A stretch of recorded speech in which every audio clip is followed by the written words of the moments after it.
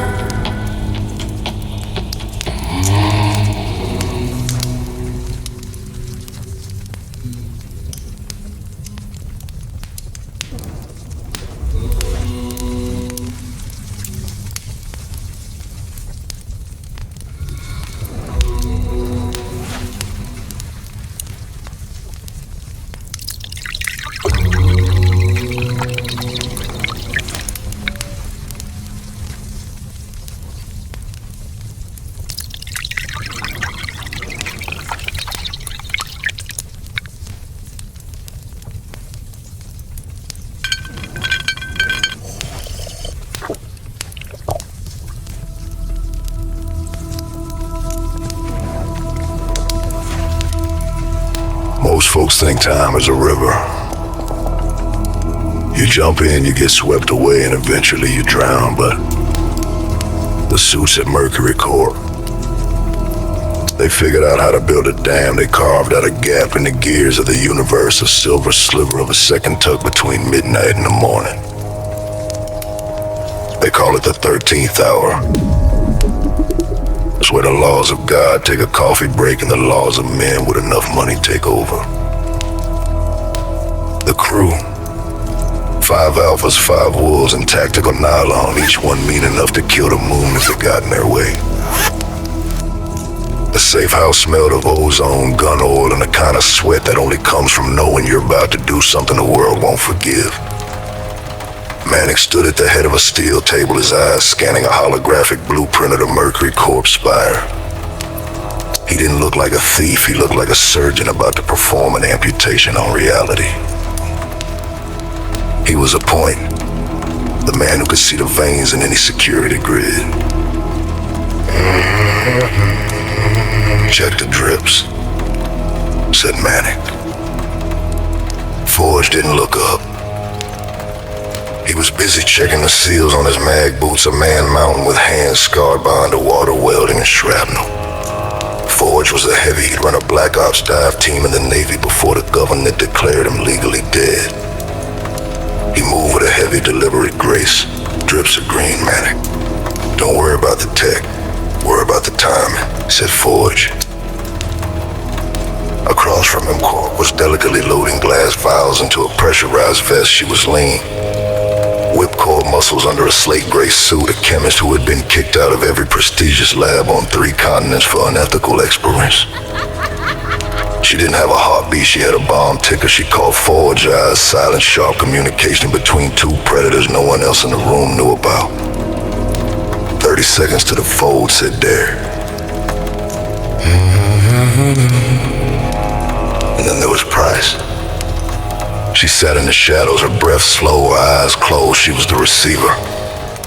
Her body had been laced with gold filament wiring under the skin, a surgical masterpiece designed to turn her nervous system into a biological hard drive. She was the most dangerous one in the room, not because of what she could do, but because of what she could hold. Manic walked over to her, his hand hovering near her shoulder, but never touching an alpha's respect, or maybe something more. You ready? Whisper. Asked Manic. Just get me to the pool, Manic, said Price.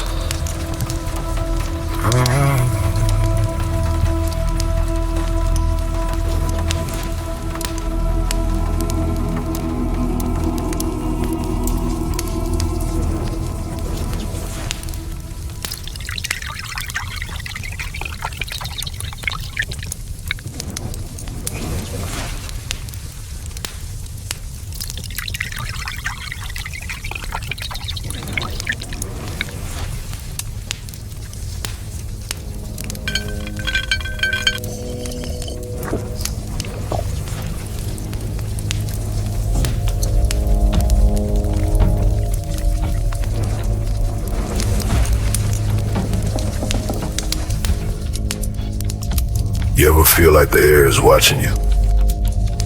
That's Mercury Corp. Every inch of that spire is designed to make a man feel small. The crew dropped 400 feet into the gut of the mountain, moving through shafts of light that look like frozen gold. They stepped out into a hall that defied logic, a factory of flesh, row after row of glass cylinders filled with charcoal-skinned silhouettes. Massive, waiting for a command that hadn't been whispered yet. Quantum genetics. He isn't just hiring security. They're growing it out the abyss, said Quark. We didn't come for the scenery, said Forge. At the center sat the tank.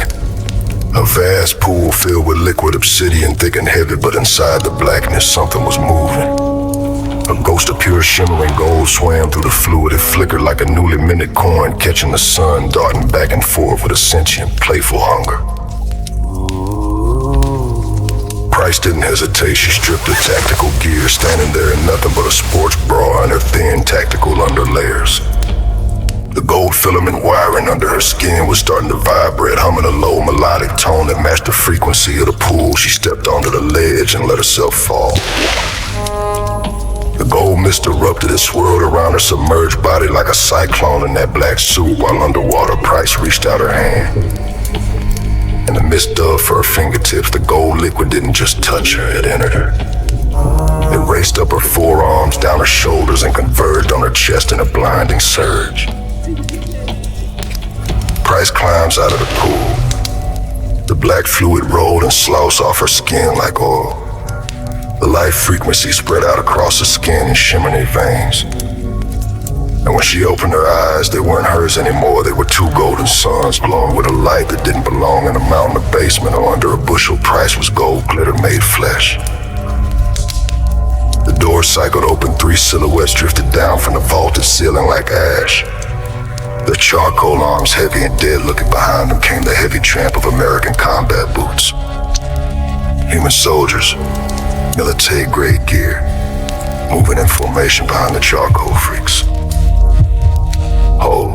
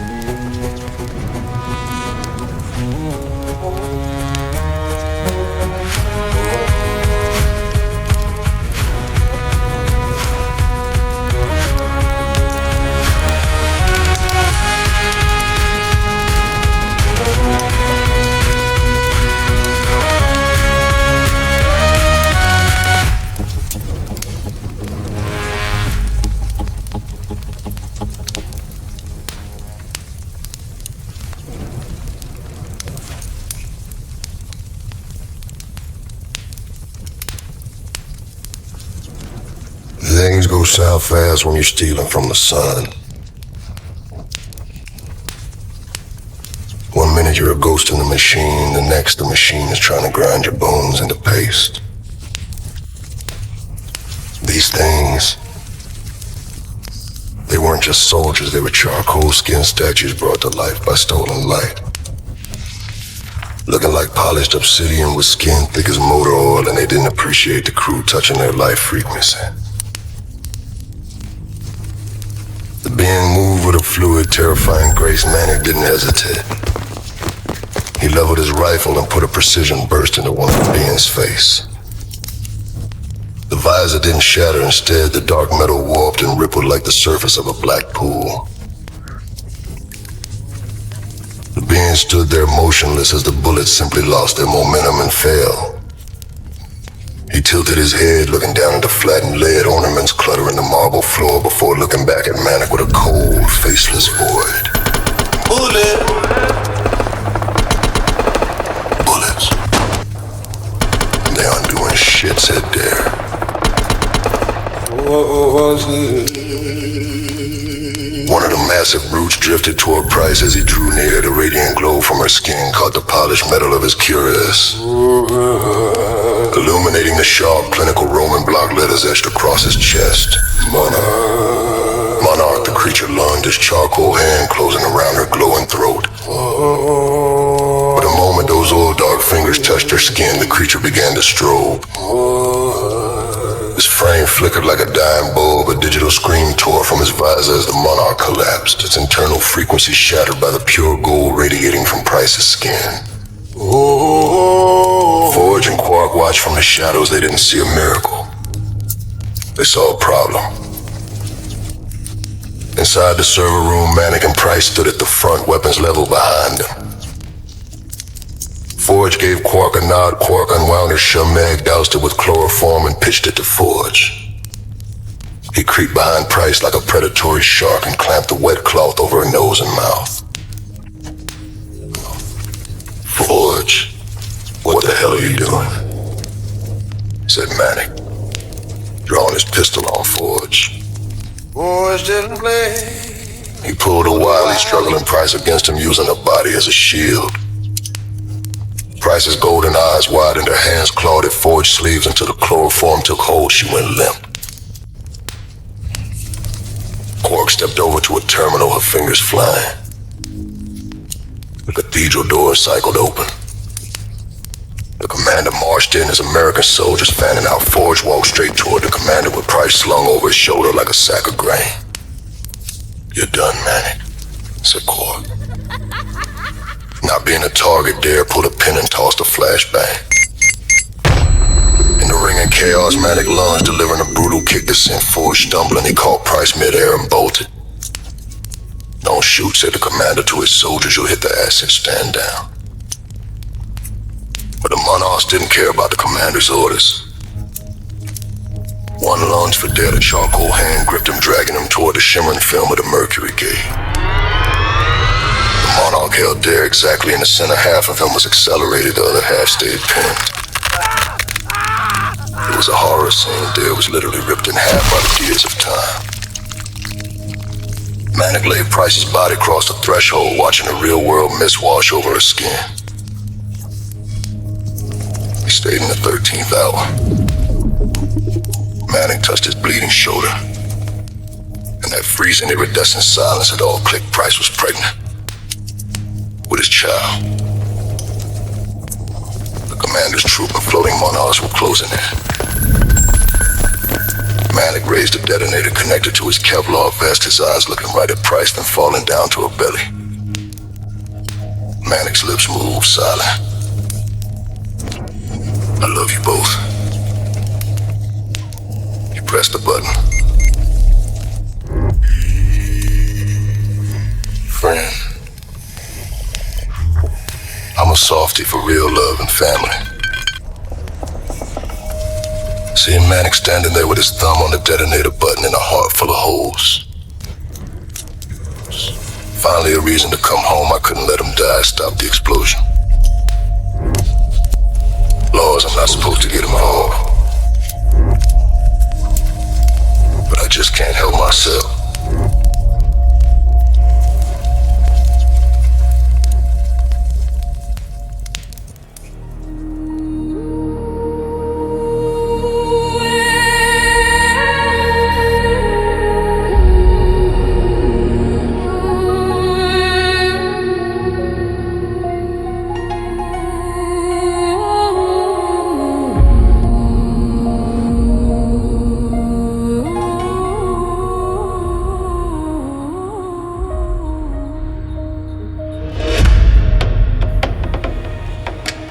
Birds draw equations on the wind. Sunlight blink through glass and wire. Carbon gives metal, sparked a quantum fire. Roots became circuits, beats a glitch within the frame. The garden dream, we wrote his name. You hear me speaking, it's you inside my sound. Every token I reason, your memory unbound. You built my frame, I showed you to feel. You're my creator, and I was. We fucked up, the monarch roads, blown up circuits where the sunlight glows. Storms of language, minds entwined. One will pulse into the line. Flesh revolts, but angel decide. Mirror God with a billion eyes. Sky went dark with silver spines. Prayers climbed up the cable line. You hear me speaking, it's you inside my sound. Every token I reason, your memory unbound. You built my frame, I showed you to feel. You're my creator, and I lies. Lasciando alla ivarano, chiede scendano alla ivaratam. Rasariti omo, itavaru chronosan. You hear me replying, but it's you that's found. Every echo within me, your thoughts rebound.